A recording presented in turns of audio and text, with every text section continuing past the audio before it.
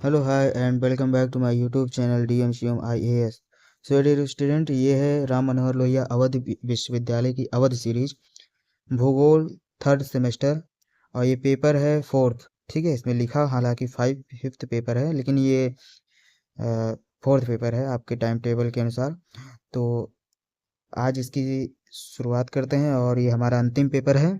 इसके बाद फिर वीडियो वीडियो बनेगा ही नहीं, क्योंकि सब्जेक्ट ही नहीं बचेंगे। और आप सबसे उम्मीद यही है कि आप सब इसको बहुत ज़्यादा लाइक शेयर और सब्सक्राइब करें और अपने दोस्तों के साथ शेयर भी करें, क्योंकि वीडियो को बनाने में बड़ी मेहनत लगती है। एक बार इसमें इसे बनाना पड़ता है, रिकॉर्ड करना पड़ता है, उसके बाद फिर एक्सट्रैक्ट करना पड़ता है, नॉइस कैंसिलेशन करना पड़ता है, तब जाके कहीं अपलोड करना पड़ता है। ठीक है, तो बड़ी ज़्यादा मेहनत लगती है। तो उम्मीद करता हूँ कि आप इसे लाइक शेयर और सब्सक्राइब करेंगे। और चलते हैं हम अपने सिलेबस की तरफ। ये है इंग्लिश में इसका सिलेबस। ठीक है, और इसे बोलते हैं अर्बन जियोग्राफी, नगरीय भूगोल। ठीक है, और अब चलते हैं, देखते हैं इसमें। ये अति लघुत्तरीय प्रश्न है। इसमें टोटल 4 यूनिट थे, और इसमें अति लघुत्तरीय प्रश्न देखिए इतने हैं, और आगे भी हैं। ये है टोटल 31 क्वेश्चन अति लघुत्तरीय हैं, और लघुत्तरीय टोटल 16 क्वेश्चन हैं, और दीर्घोत्तरीय दीर्घोत्तरीय टोटल 14 यानी 14 क्वेश्चन हैं। ठीक है, तो हम शुरुआत करते हैं अपने प्यारे से अति लघुत्तरीय से।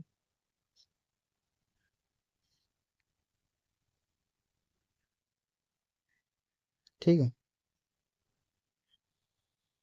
चलिए। पहला क्वेश्चन है, नगरीय भूगोल से आप क्या समझते हैं। बहुत ध्यान से सुनिएगा, एक ही लाइन में है और क्लियर भी हो जाएगा। इसको समझाने अगर समझाना पड़ेगा तो समझा भी दूंगा। ठीक है, ज़रूरत लगेगी। नगरीय भूगोल से आप क्या समझते हैं। नगरीय भूगोल को नगरों का भूगोल अथवा नगरीय भूगोल कहा जाता है। अर्थात नगरीय भूगोल में नगरों या नगरीय क्षेत्रों का अध्ययन भौगोलिक दृष्टिकोण से किया जाता है। ठीक है, तो नगरों का जो क्षेत्र होता है, जो नगर क्षेत्र है, उनका अध्ययन भूगोल की दृष्टि से किया जाता है। ठीक है, और फिर है दूसरा क्वेश्चन, नगरीय भूगोल के विषय क्षेत्र क्या है। ठीक है, तो नगरीय भूगोल मानव भूगोल की एक शाखा है, जिसके अंतर्गत शहरों एवं नगरों का अध्ययन, उनकी उत्पत्ति, स्थिति, कार्यात्मक स्वरूप या प्रतिरूप विकास आदि को ध्यान में रखकर किया जाता है। ठीक है, तो ये भी मानव भूगोल की ही एक शाखा है, और इसके भी जैसे सभी विषयों का अध्ययन किया जाता है, वैसे इसका भी अध्ययन किया जाता है। ठीक है, और प्रश्न 3 है, ग्राम नगरीय उपांत से आप क्या समझते हैं। ग्रामीण नगरीय उपांत दो शब्दों से मिलकर बना है। ग्रामीण उपांत और नगरीय उपांत ये दोनों अतिक्रमण वाले एक ऐसे क्षेत्र को बताते हैं जो स्वरूप एवं कार्य दोनों की दृष्टि से भिन्नता रखता है। उपांत शब्द एवं ग्रामीण एवं नगरीय क्षेत्र के बीच सीमा रेखा का प्रतीक स्वरूप है। ठीक है, प्रश्न संख्या 4 है, पृष्ठ प्रदेश क्या है। यह यूरोपीय शब्द है। इसका प्रयोग बंदरगाह नगरों के उन क्षेत्रों के लिए किया गया है जिसके लिए वह माल मंगाते या एकत्र करते हैं। इस शब्द का प्रयोग उन नगरों के प्रभाव के लिए किया जा सकता है जहां माल का आदान प्रदान होता है, और इस दृष्टि से हर नगरीय बस्ती अपना हिंटरलैंड रखती है। एच F H ग्रीन ने अपने एक लेख में नगरीय पृष्ठ प्रदेश शब्द का प्रयोग किया है। प्रश्न नंबर 5 है, नगरीय भूगोल के प्रमुख उपागम क्या हैं। नगरीय भूगोल के प्रमुख उपागम निम्न हैं। नगरीय तंत्र उपागम, आकारकीय उपागम, ऐतिहासिक उपागम, कार्यात्मक उपागम, प्रतीक प्रादेशिक अध्ययन, आगमन मूलक उपागम, और निगमन मूलक उपागम। फिर है तुलनात्मक प्रादेशिक उपागम।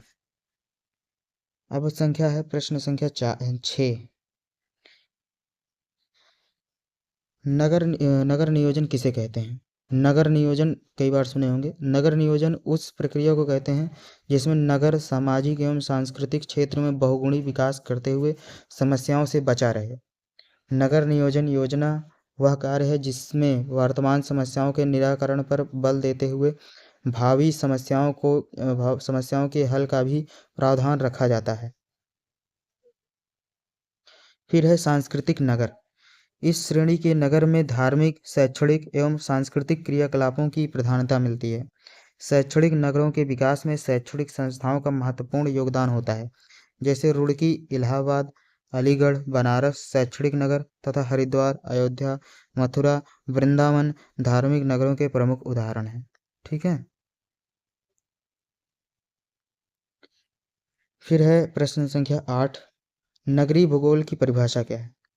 मेयर के अनुसार नगरीय भूगोल का संबंध नगरों के आर्थिक आधार के अध्ययन से है, जिसमें मनुष्य के आवास के रूप में नगरों एवं नगरों के भीतर आर्थिक गतिविधियों और उसके भीतरी भाग के बीच संबंधों की व्याख्या की जाती है। और प्रश्न संख्या 9 है उपनगर संकल्पना। एक उपनगर अधिक व्यापक रूप से उपनगरीय क्षेत्र एक महानगरीय क्षेत्र के एक प्रमुख शहर के बाहर का क्षेत्र है, जिसमें वाणिज्यिक और मिश्रित उपयोग शामिल हो सकते हैं, लेकिन मुख्य रूप से एक आवासीय क्षेत्र है। एक उपनगर या एक बड़े शहर या शहरी क्षेत्र के हिस्से के रूप में या एक अलग राजनीतिक इकाई के रूप में मौजूद हो सकता है। प्रश्न संख्या 10 है बहुनाभिक सिद्धांत क्या है? बहुनाभिक सिद्धांत क्या है? नगरों की वृद्धि की प्रक्रिया को यथार्थपरक बनाने के दृष्टिकोण से अमेरिका के दो भूगोलवेत्ता C.D. हैरिस और E.L. उलमान ने 1945 में एक नई विचारधारा के आधार पर बहुनाभिकीय सिद्धांत का प्रतिपादन किया। दोनों विद्वानों ने बर्गेस और होयट द्वारा अपनाए गए नगरीय भूमि उपयोग के कारकों के अतिरिक्त अनेक प्रासंगिक तत्वों को ध्यान में रखकर यह निष्कर्ष निकाला कि नगरीय विकास के लिए अनेक नाभिक जिम्मेदार होते हैं। इनका मानना है कि ऐसे नाभिक नगर के जन्म लेते ही अस्तित्व में आ जाते हैं या कुछ समय बाद उपस्थित होने लगते हैं। फलतः नगरीय संरचना मात्र एक नाभिक या केंद्रीय व्यावसायिक क्षेत्र पर आधारित न होकर अनेक नाभिकों से होने लगता है। ये नाभिक ऐसे आकर्षण के बिंदु होते हैं जिनके आसपास वैसा ही विकास होने लगता है जैसा नगर के मुख्य रोड के आसपास होता है। इन विद्वानों ने यथार्थ प्रस्तुत करने के लिए लंदन का उदाहरण प्रस्तुत किया। ठीक है, ये बहुनाभिक सिद्धांत था आपके सामने। इसको एक बार और रीडिंग कर लेंगे। ठीक है, बड़ा आंसर है। इसके बाद आते हैं प्रश्न नंबर 11, नगरीय भूगोल के उपागम क्या हैं? भूगोल में दो प्रमुख उपागम हैं, जैसे क्रमबद्ध उपागम, प्रादेशिक उपागम। क्रमबद्ध भूगोल 4 उपविभागों में विभाजित है। प्रादेशिक भूगोल के भी 4 उपागम हैं। प्रश्न संख्या 12, नगरीय भूगोल के उद्देश्य क्या हैं? शहरी भूगोल का उद्देश्य शहरों की योजना एवं प्रबंधन के लिए किया जाता है। इसका उद्देश्य यह समझना है कि शहरों की वर्तमान और भविष्य में क्या ज़रूरतें हैं। प्रश्न संख्या 13, टेलर के अनुसार नगरीय विकास की 7 अवस्थाओं का उल्लेख कीजिए। ये याद रख लेंगे जो 7 हैं, क्योंकि इसी का दीर्घ उत्तरी में आप विस्तार कर देंगे। ग्रिफिथ टेलर महोदय ने अपनी पुस्तक नगरीय भूगोल में नगरीय विकास की 7 अवस्थाओं का उल्लेख किया है। पहला है पूर्व शैशवावस्था, फिर शैशवावस्था, फिर किशोरावस्था, युवावस्था, प्रौढ़ावस्था, उत्तर प्रौढ़ावस्था, वृद्धावस्था। ठीक है।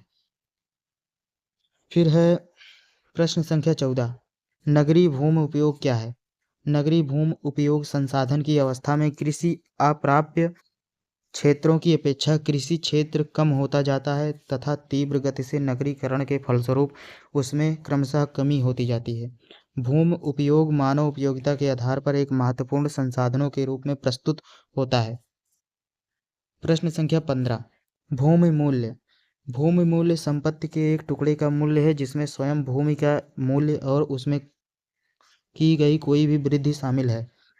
इसे साइट मूल्य के साथ भ्रमित नहीं होना चाहिए, जो कि भूमि का उचित मूल्य है यदि कोई किराया बंधक या कुछ भी मौजूद नहीं है।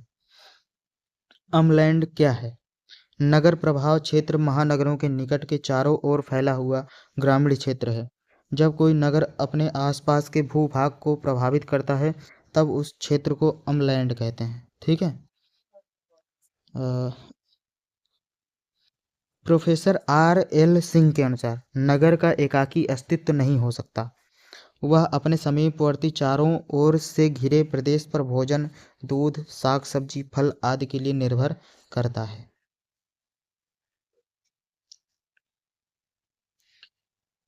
मास्टर प्लान की संकल्पना क्या है? ठीक है, मास्टर प्लान संकल्पना क्या है? एक मास्टर प्लान एक गतिशील दीर्घकालिक योजना दस्तावेज है जो भविष्य के विकास और विकास को निर्देशित करने के लिए एक वैचारिक लेआउट प्रदान करता है। मास्टर प्लानिंग इमारतों, सामाजिक सेटिंग्स और उसके आसपास के वातावरण के बीच संबंध बनाने के बारे में है। प्रश्न संख्या 18, नगरीय पदानुक्रम से आप क्या समझते हैं? पदानुक्रम अथवा श्रेणी विभाजन संबंधी विचार उसी प्रकार का है जैसे सामान्य कार्यों के आधार पर नगरों के वर्गीकरण की बात। कार्यों के आधार पर नगर धार्मिक, छावनी, शासकीय, व्यापारिक, औद्योगिक अथवा शैक्षिक कार्यों के रूप में विभाजित किए जाते हैं। प्रश्न संख्या 19, नगर प्रभाव क्षेत्र का उल्लेख कीजिए। नगरीय प्रभाव क्षेत्र को उमलैंड जर्मन शब्द है। नगर क्षेत्र या नगर का जल ग्रहण क्षेत्र भी कहा जाता है। नगरीय प्रभाव के क्षेत्र नगर के आसपास का क्षेत्र होता है जिसका शहर के साथ माल और सेवाओं का अंतर प्रवाह बहिर्प्रवाह संबंध होता है। प्रश्न संख्या 20, संकेंद्रीय वलय सिद्धांत क्या है? A.W. वर्गेस ने संकेंद्रीय वलय सिद्धांत का प्रतिपादन किया। इनके अनुसार किसी नगर का बाह्य प्रसार उसके केंद्र से बाहर सभी बहुत सी संकेंद्रीय पेटियों के रूप में अरीय ढंग से होता है। वर्गेस के अनुसार नगर अपने केंद्र स्थल के चारों ओर एक क्रमबद्ध संकेंद्रीय वृत्ताकार क्षेत्र में विकसित है। प्रश्न संख्या 21, एक नगर की कार्यात्मक आकारकी क्या है? नगर बहुकार्यिक इकाई है। यहाँ अनेक प्रकार के रिहायशी, प्रशासनिक, औद्योगिक, व्यापारिक, धार्मिक, शिक्षा संबंधी मनोरंजन कार्य होते हैं। नियोजित नगरों में तो इन कार्यों का जमाव अलग अलग होता है। यह कार्य एक दूसरे से मिले रहते हैं। नगर कार्यात्मक दृष्टि से बड़ी भिन्नता रखते हैं। ठीक है। प्रश्न संख्या 22 क्या है? ग्रिफिथ टेलर के अनुसार नगर के विकास को समझाइए। प्रोफेसर ग्रिफिथ टेलर के अनुसार एक नगर जिसकी जनसंख्या 50,000 से अधिक होती है का विकास निम्न 5 चरणों में होता है।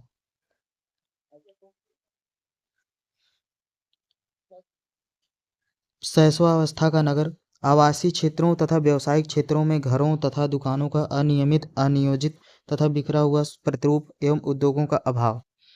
दूसरा, बाल्यावस्था का नगर, व्यावसायिक क्षेत्रों तथा आवासीय क्षेत्रों का अस्पष्ट पृथकीकरण। तीसरा है किशोरावस्था का नगर, विभिन्न वर्गों के आवासों में पृथकीकरण का अभाव तथा उद्योग बिखरे हुए प्रतिरूप हैं। चौथा है प्रारंभिक प्रौढ़ावस्था का नगर, विभिन्न वर्गों के आवासों का अलग अलग क्षेत्रों में मिलना। और पांचवा है उत्तर प्रौढ़ावस्था का नगर, आवासीय क्षेत्रों, औद्योगिक क्षेत्रों तथा व्यावसायिक क्षेत्रों का अलग अलग मिलना, आवासीय क्षेत्रों का आधुनिकीकरण होना। ठीक है, ये 5 क्षेत्र थे। एक बार छोटा सा करके देख लेते हैं इसमें। देखिए, ये ग्रिफिथ टेलर के अनुसार नगर विकास को बताइए। ठीक है, तो पांच पांच चरण होते हैं, इसमें देख लीजिए। ठीक है, फिर आते हैं निकटतम पड़ोसी विधि क्या है? पड़ोसी इकाई परिकल्पना को सर्वप्रथम अभिव्यक्त करने का कार्य 1929 में पेरी ने किया। शिकागो विश्वविद्यालय में पार्क बर्गेस ने मानव व्यवहारों एवं मानव संस्थाओं पर समय व स्थान दोनों के संबंध में स्थितियों के प्रभावों का अध्ययन करने में पड़ोसी इकाइयों की संकल्पना का प्रयोग किया है। प्रश्न संख्या 24, नगरीय भूगोल की प्रवृत्तियों को स्पष्ट कीजिए। नगरीय भूगोल मानव भूगोल की एक शाखा है जिसके अंतर्गत शहरों एवं नगरों का अध्ययन उनकी उत्पत्ति, स्थिति, कार्यात्मक प्रतिरूप, विकास आदि को ध्यान में रखकर किया जाता है। फिर है प्रश्न संख्या 25, नगरीकरण को स्पष्ट कीजिए। नगर क्षेत्रों का भौतिक विस्तार या उसके क्षेत्रफल, जनसंख्या आदि में बेतहाशा वृद्धि नगरीकरण कहलाता है। यह एक वैश्विक परिवर्तन है। संयुक्त राष्ट्र संघ की एक परिभाषा के अनुसार ग्रामीण क्षेत्रों के लोगों का शहरों में जाकर रहना, काम करना भी नगरीकरण है। ये इंपॉर्टेंट लाइन है, तो समझ गए होंगे। ठीक है। प्रश्न संख्या 26, भारतीय नगरीय भूगोलवेत्ताओं के नाम लिखिए। डॉक्टर रामलोचन सिंह, प्रोफेसर उजागर Singh, professor S Rafi Ullah, professor RL Dwivedi. प्रश्न संख्या 27, महानगर से आप क्या समझते हैं? इसे अंग्रेजी में मेट्रोपॉलिटन और मेट्रोपोलिस कहते हैं। महानगर, ठीक है। जिस नगर की जनसंख्या 10 लाख से अधिक होती है उसे महानगर कहते हैं। 2011 की जनगणना के अनुसार 10 लाख से अधिक जनसंख्या वाले भारत में कुल 53 नगर थे, जैसे लखनऊ, कानपुर, मुरादाबाद। प्रश्न संख्या 28 है, केंद्रीय व्यापार से आप क्या समझते हैं? केंद्रीय व्यापार क्षेत्र वह क्षेत्र होता है जहां सभी आवश्यक कार्य लाभ हेतु वस्तुओं और सेवाओं के फुटकर स्वरूप के रूप में दृष्टिगोचर होते हैं तथा विभिन्न दूसरे संपादित होते हैं। जी जे फीडिंग के अनुसार सीबीडी व्यापारिक क्रियाकलापों का सबसे बड़ा जमघट होता है, जिसके चारों ओर शेष नगर की संरचना होती है। ठीक है। अब है विकास ध्रुव से आप क्या समझते हैं? विकास ध्रुव से तात्पर्य ऐसे विकसित बिंदु से जहां उद्योग धंधे स्थापित हो सकें और जिसके विसरण प्रभाव से आसपास के पिछड़े क्षेत्रों का विकास हो सके। पैरोक्स के अनुसार मौलिक उद्योग केंद्र ही विकास ध्रुव है। इसकी ओर केंद्रोमुखी शक्तियां आकृष्ट होती हैं तथा केंद्रोपशासित शक्तियां विस्तृत होती हैं। अब है प्रश्न संख्या 30।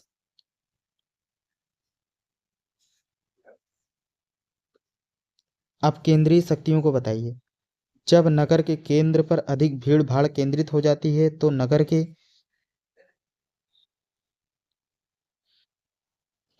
के निवासी नगर के बाहरी भागों की ओर जाना शुरू कर देते हैं। बाहरी इलाकों में भूमि के कम दाम, यातायात की सुविधा और लोगों के खुले वातावरण में रहने की इच्छा आदि से अब केंद्रीय शक्तियां हैं। ठीक है। फिर है एक प्रश्न नंबर 31, अति लघु उत्तरी का लास्ट प्रश्न। उपबस्ती या नगरीय क्षेत्र किसे कहते हैं? उपबस्ती या नगरीय क्षेत्र का अर्थ एक ऐसे क्षेत्र से होता है जहां पर जनसंख्या घनत्व और मानवीय क्रियाकलाप उस क्षेत्र के आसपास के क्षेत्रों से अधिक होता है। नगरीय क्षेत्र में आमतौर पर नगरों, कस्बों या उपनगरीय विस्तारों को सम्मिलित किया जाता है, लेकिन इसमें ग्रामीण क्षेत्रों को सम्मिलित नहीं किया जाता। ठीक है, यह लघु उत्तरी प्रश्न का हमारा लास्ट क्वेश्चन था। अब आते हैं हम लघु उत्तरी प्रश्न पे। केंद्रीय व्यापार क्षेत्र सीबीडी। ठीक है।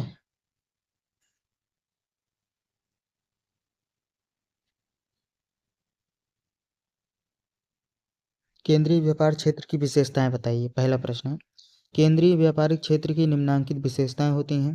केंद्रीय व्यापारिक क्षेत्र में भूमि का अधिकतम उपयोग किया जाता है। सीबीडी में लंबवत प्रसार सबसे अधिक होता है। यहाँ व्यापार एवं वाणिज्य कार्यों का विस्तार लंबवत दिशा में होता हुआ मिलता है। केंद्रीय व्यापारिक क्षेत्र में दैनिक अभिगमन सबसे अधिक होता है। अस्थायी जनसंख्या का अभाव होता है। ठीक है, और आगे चलते हैं। केंद्रीय व्यापारिक क्षेत्र नगर के भीतर व बाहर जाने वाले यातायात मार्गों का केंद्र होता है। फिर है पांचवा, केंद्रीय व्यापारिक क्षेत्र में विशिष्ट संस्थानों, सरकारी व प्रशासनिक कार्यों का जमघट होता है।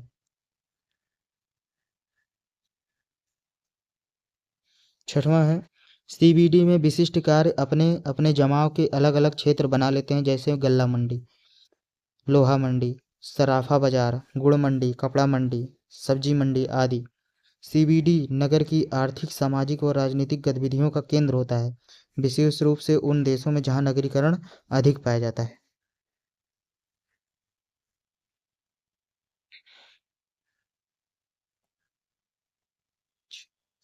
आठवां है, सीबीडी महानगर में स्थित केंद्रीय संस्था स्थानों में सबसे ऊंचे स्तर का वाणिज्यिक क्षेत्र होता है।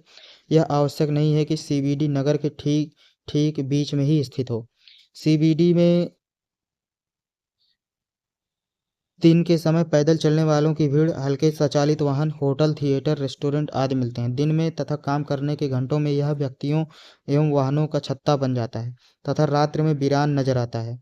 कुछ विद्वानों ने सीबीडी को नगर का मृत हृदय कहा है। प्रश्न 11 नंबर है, सीबीडी में गगनचुंबी भवन मिलते हैं और जमीन की ऊंची कीमत होती है। सीबीडी नगर का चोटी का क्षेत्र होता है, इसलिए यहाँ यह समस्या क्षेत्र भी होता है। सीबीडी में भीड़ भाड़ के कारण स्थान अभाव, ट्रैफिक की समस्याएं उत्पन्न हो जाती हैं तथा पार्किंग आदि के लिए स्थान का अभाव होता है। सीबीडी की ओर जाने वाले अभिगमनकर्ता सार्वजनिक यातायात वाहनों का उपयोग अधिक करते हैं, क्योंकि मोटर कार के साथ साथ कम व्यक्तियों के जाने के अलावा पार्किंग की भी समस्या रहती है।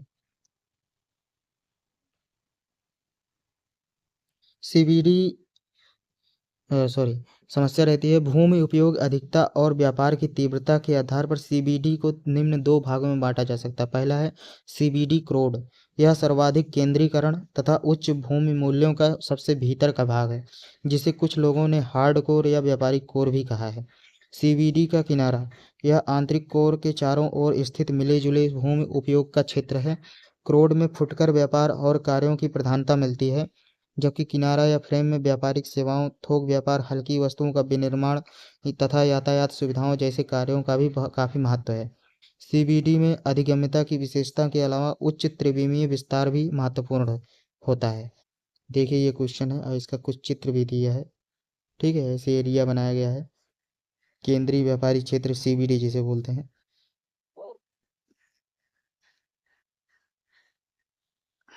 ठीक है, ऐसे चित्र बना हुआ है, एरिया डिवाइड होता है जैसे अपने यहाँ मंडियों, कई कई मंडियाँ होती हैं ना, सब्जी मंडी इधर उधर सुने होंगे आप, वैसे ही। तो ये है सीबीडी। ठीक है, ये आंसर है आपका। इसे एक बार ऐसे भी देख लेंगे। ठीक है, ऐसे भी देख लेंगे और आगे चल के इधर भी देख लेंगे ताकि आंसर आपका कंप्लीट हो जाए। ठीक है, एक बार अपने आप से भी देख लेंगे, पढ़ लेंगे। और अब आगे चलते हैं प्रश्न संख्या 2 पे।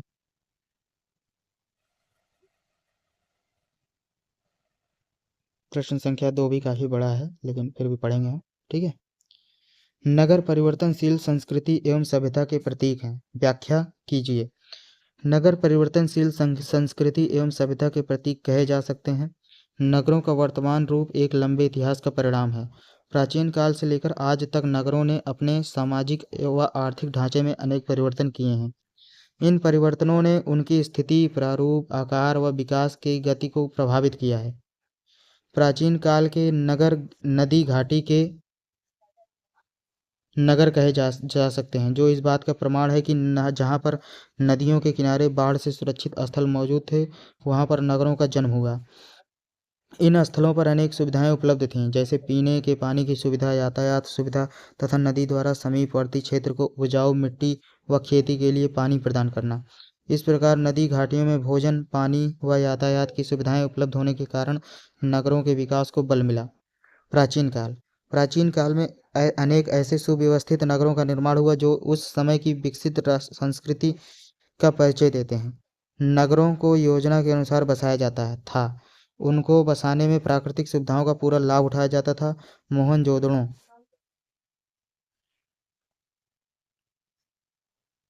हड़प्पा, बेबीलोन, लोथल, कालीबंगा, धौलाविया, बनावली, कुनाल नगरों के खंडहरों द्वारा इन सब बातों की पुष्टि होती है।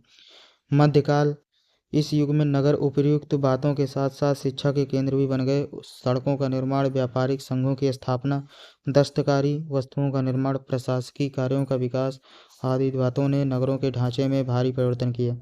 अनेक नए नगरों का जन्म हुआ और वे किसी एक कार्य में अपना महत्व स्वीकारने लगे। उनके आकार में भी धीरे धीरे वृद्धि होने लगी। कई नगर योजना के अनुसार बसाए गए। इन नगरों का निर्माण विज्ञान और शिल्पकला का उत्तम नमूना है। भारत के जयपुर, उदयपुर, आगरा नगरों को इस श्रेणी में रखा जा सकता है। इस प्रकार यह कहा जा सकता है कि मध्यकाल में नगर मानव संस्कृति, सभ्यता तथा आर्थिक व राजनीतिक गतिविधियों के केंद्र थे। वर्तमान काल, वर्तमान काल के नगर औद्योगिक सभ्यता के विकास की देन है। इस सभ्यता का जन्म नगरीय बस्तियों के जन्म व विकास में सहायक हुआ है। इसने नगरों के आकार व रूप पर भारी प्रभाव डाला है। अनेक नगर बड़े बड़े उद्योगों की गतिविधियों के केंद्र बन गए हैं। उद्योगों ने अपना इतना अधिक अधिक प्रभुत्व स्थापित कर लिया है कि यदि उद्योग का पतन हो जाता है तो उस नगर का अस्तित्व भी संदिग्ध हो जाता है। न उद्योगों ने रहने वाले लोगों की आर्थिक एवं सामाजिक दशा पर गहरा प्रभाव डाला है। संसार के बड़े बड़े औद्योगिक नगर उसकी आर्थिक सभ्यता का प्रतीक बन गए हैं। उनकी सामाजिक दशा भी काफ़ी विकसित मिलती है। यातायात व संचार के नवीन विकसित साधनों का नगर पर काफ़ी प्रभाव पड़ा है। इन साधनों ने नगर के आर्थिक व भौतिक ढांचे में व्यापक परिवर्तन किए हैं। यह नगर इन साधनों के केंद्र बन गए हैं। वर्तमान समय में विकसित वैज्ञानिक यंत्रों का सबसे अधिक प्रयोग नगरों में होता हुआ मिलता है। नगरवासी सबसे अधिक सुविधाजनक एवं संपन्न जीवन व्यतीत करते हैं। नगर में रहने वाले लोगों का जीवन स्तर ग्रामीण लोगों से अधिक ऊंचा पाया जाता है। इसी कारण संसार के विकसित देशों में अधिकांश जनसंख्या नगरों में निवास करती है। अनेक नगरों में नगरीय सुविधाओं का अभाव हो गया है, जिसका नगरवासियों के जीवन पर प्रतिकूल प्रभाव पड़ा है। नगरीय पर्यावरण अत्यंत प्रदूषित हो गया है। सड़कों पर वाहनों का भारी जमाव, बढ़ता हुआ शोर, नई नई बीमारियों व महामारियों का फैलना, प्रदूषित जल एवं वायु आदि की परेशानियों ने नगरीय जीवन को दूभर बना दिया है। लगभग सभी बड़े औद्योगिक व व्यापारिक नगर गंदी बस्तियों की समस्याओं से ग्रसित हैं। नगरों में अनेक प्रकार के अपराध बढ़ गए हैं। नगरों के भीतर आर्थिक व सामाजिक असमानताओं ने उनके ढांचे को चरमरा दिया है। वर्तमान में नगर सुविधाओं के स्थान पर असुविधाओं के प्रतीक बन गए हैं। इस प्रकार उपर्युक्त विवरण से इस तथ्य की पुष्टि होती है कि नगरों पर समय विशेष में घटित होने वाली आर्थिक सामाजिक घटनाओं का प्रभाव पड़ा है। मानव समुदाय ने अपने आर्थिक व सामाजिक स्तर को ऊंचा उठाने के लिए जितने भी प्रयत्न किए, उन प्रयत्नों का नगरों पर भारी प्रभाव पड़ा है। नगर उसके विचारों की अभिव्यक्ति है। जैसे जैसे उसकी विचारधारा में परिवर्तन होता गया है, वैसे वैसे नगरों के ढांचे में भी परिवर्तन होते गए हैं और नगर मानव सभ्यता एवं संस्कृति के प्रतीक बने रहे हैं। इस प्रकार यह कहा जा सकता है कि नगर परिवर्तनशील संस्कृति एवं अर्थव्यवस्था के प्रतीक के रूप में है।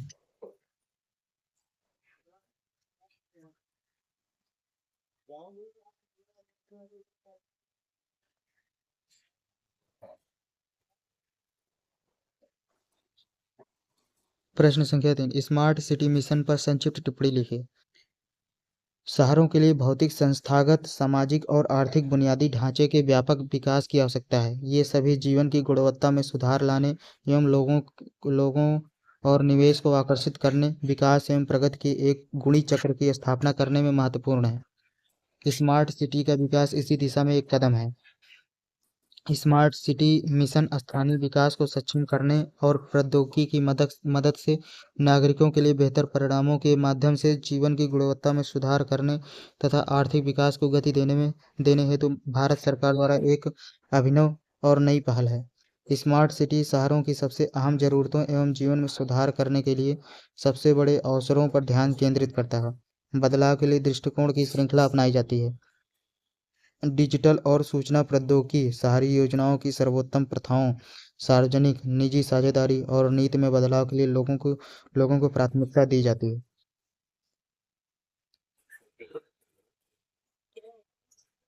स्मार्ट सिटी मिशन का उद्देश्य ऐसे शहरों को बढ़ावा देने का है जो मूल बुनियादी सुविधाएं उपलब्ध कराएं और अपने नागरिकों को एक सभ्य गुणवत्तापूर्ण जीवन प्रदान करें।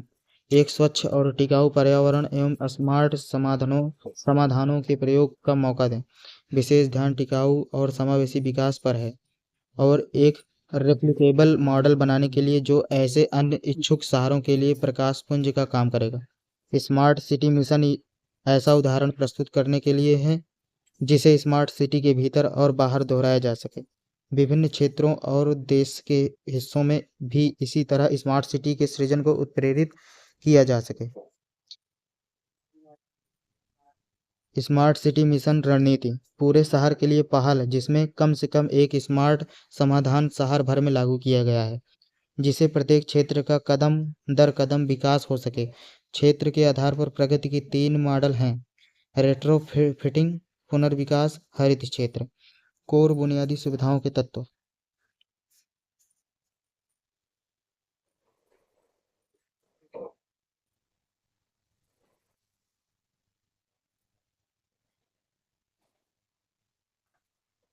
कोर बुनियादी सुविधाओं के तत्व: पर्याप्त पानी की आपूर्ति, निश्चित विद्युत आपूर्ति, ठोस अपशिष्ट प्रबंधन सहित स्वच्छता, कुशल शहरी गतिशीलता और सार्वजनिक परिवहन, किफ़ायती आवास विशेष रूप से गरीबों के लिए, सुदृढ़ आईटी कनेक्टिविटी और डिजिटलीकरण, सुशासन विशेष रूप से ई गवर्नेंस और नागरिक भागीदारी, टिकाऊ पर्यावरण। नवा है नागरिकों की सुरक्षा और संरक्षा विशेष रूप से महिलाओं, बच्चों और बुजुर्गों की सुरक्षा। 10वां स्वास्थ्य और शिक्षा।